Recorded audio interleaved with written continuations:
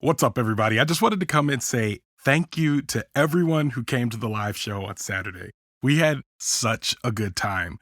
We laughed. We probably cried.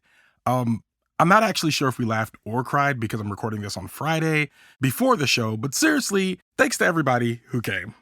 Today marks the beginning of Oscar season for Leaving the Theater, which means we're going to start covering the Oscar Best Picture nominees.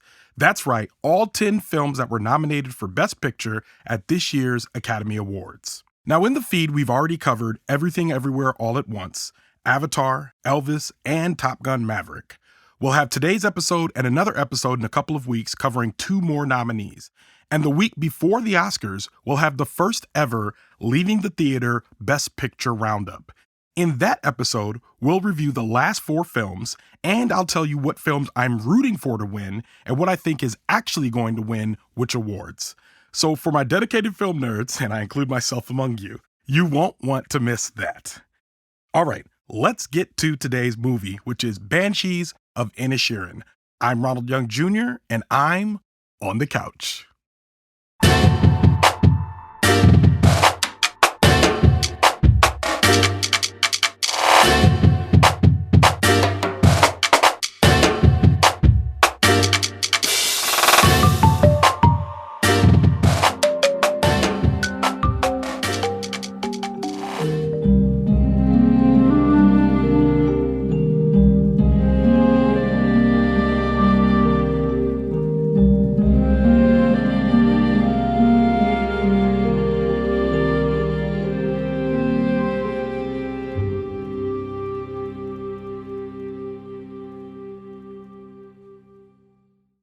All right, this is Ronald, and I am on the couch after seeing The Banshees of Inisherin. The Banshees of Inisherin, written and directed by Martin McDonagh, starring Colin Farrell, Brendan Gleeson, Kerry Condon, Barry Keoghan, Gary Lydon, Pat Shortt, and Sheila Flitton.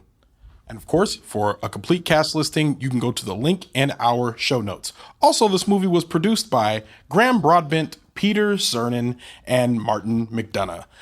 That's important because, of course, this is one of our Oscar Best Picture nominees. I also have to tell you what it's nominated for. It is nominated for Best Picture, Best Director, Best Actor, Colin Farrell, Best Supporting Actor, Brendan Gleeson and Barry Keoghan, Best Supporting Actress, Kerry Condon, Best Original Screenplay, Best Film Editing, and Best Original Score.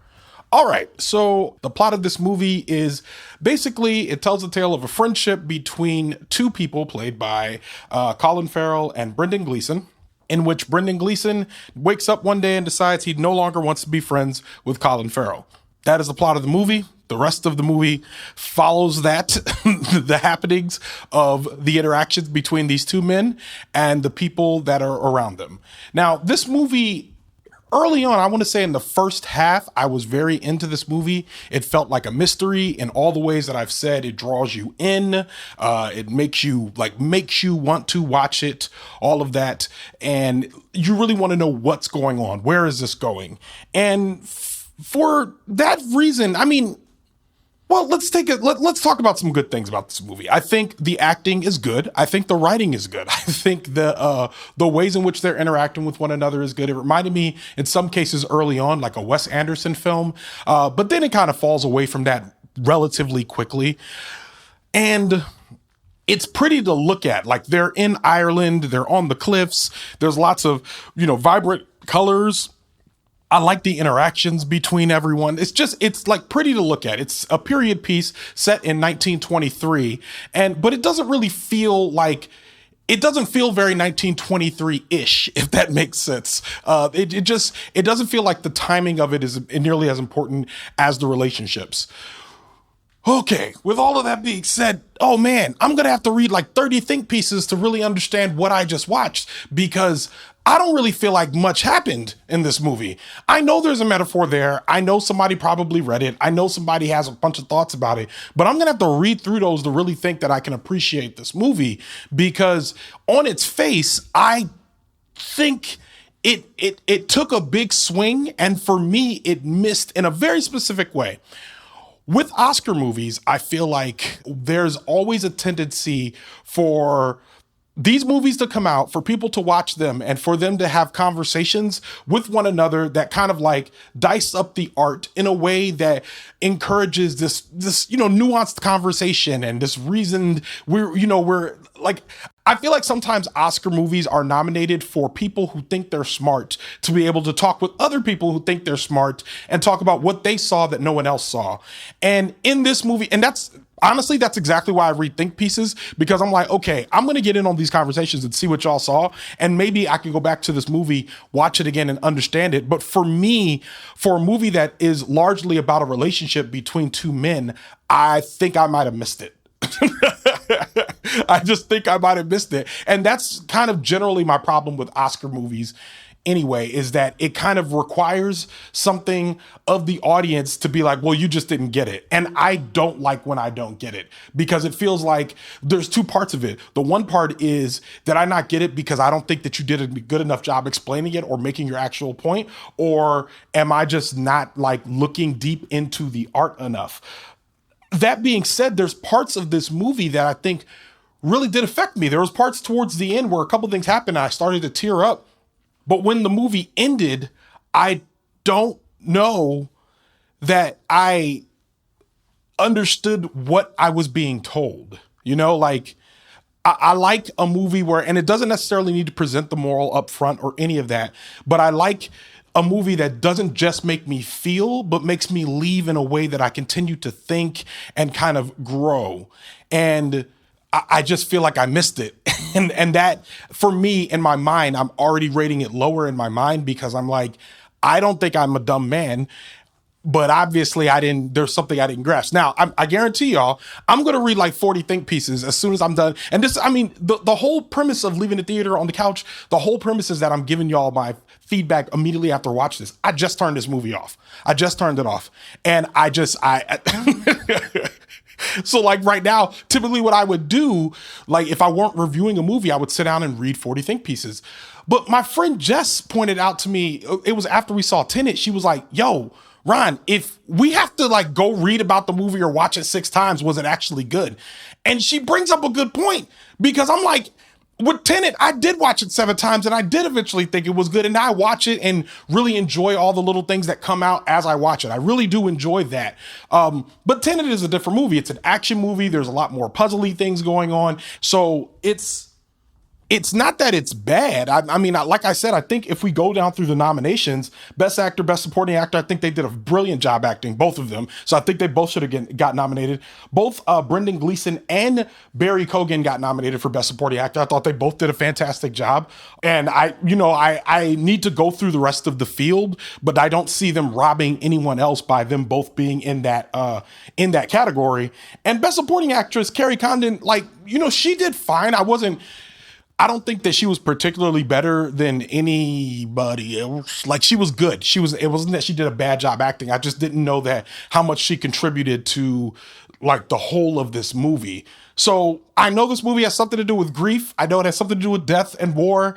But I feel like when I got to the end, I thought there was going to be kind of more like, moments for me. And there really wasn't. And it's hard for me. I struggle because I'm like, well, what happened here? And to be honest, I want everyone to know I'm very open to someone being like, Ronald, it's actually about so-and-so. And I'm here for that. I am.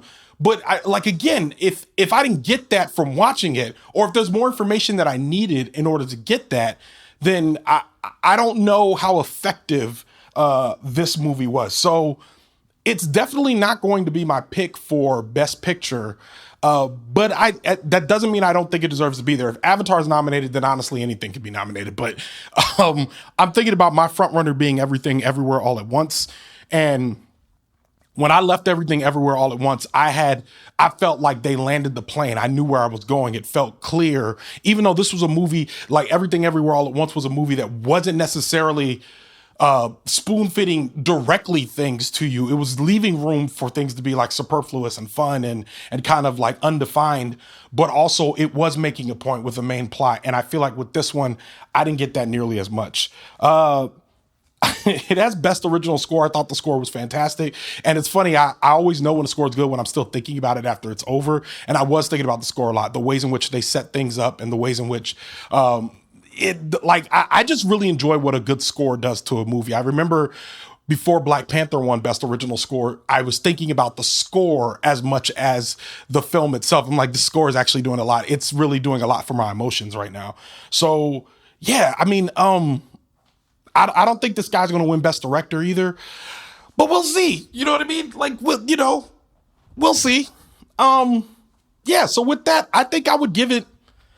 I mean, I'm just going to give it 3 of 5 stars. It's hard for me to, I think if I understood it more, I probably would go as high as 3.5, 3.75. And I think the ceiling on this for me would have been 4. But it's just, I don't like leaving feeling this way. I don't like feeling like, well, let me go read some think pieces so I can get what just happened. Yeah. So that's kind of where I am. So yeah, watch it, if you want to, or don't. It's available at HBO Max and might be in theaters now because the Oscars are coming up. And with that, Leaving the Theater is a production of Oh It's Big Round Studios. Thomas Tyra of Bias Studios mixes the show. Thank you, Tom. Show art from Heather Wilder. Theme music by the mysterious Breakmaster Cylinder. For more information about the Banshees of Inisherin, check out our show notes. You can follow me on Twitter, Instagram, and TikTok at Oh It's Big Ron. That's at OHITSBIGRON. You can find out more about this show and other Oh It's Big Ron Studios shows by following us on Instagram at Oh It's Big Ron Studios and on Twitter at Oh It's Big Ron Stew. That's STEW. Leaving the Theater will be back soon, but until then, I'll be here on the couch.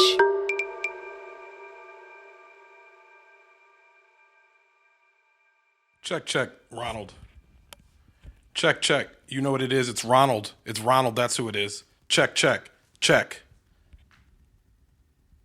This is Ronald. Check. Okay.